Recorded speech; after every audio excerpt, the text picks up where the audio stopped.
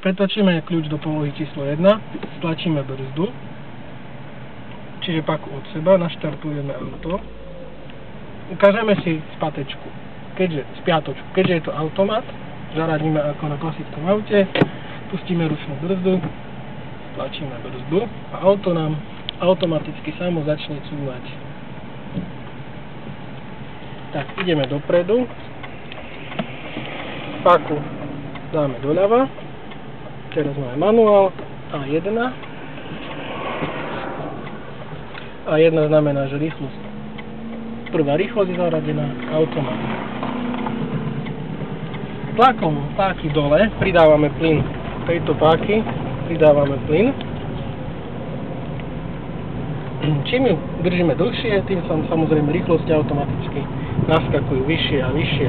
Máme trojku, za chvíľku nám naskočí štvorka a za chvíľu budeme mať 5. prevodový stupeň, najvyšší. Tak, 5. stupeň a ideme. Stále držím páku stlačenú. Ak chcem pribrzdiť, jemne páku tlačím od seba. Auto pribrzduje. Pridám, tlačím dole.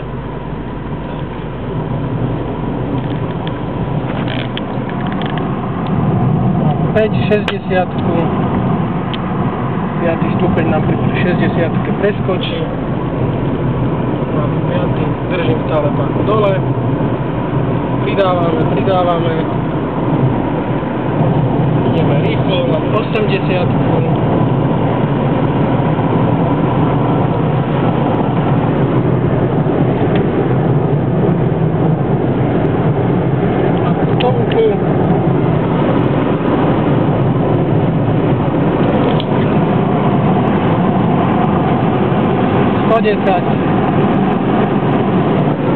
Pomaličku pustíme plyn.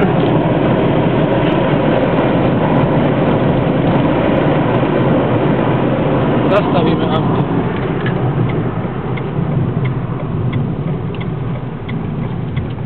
Páku tlačím od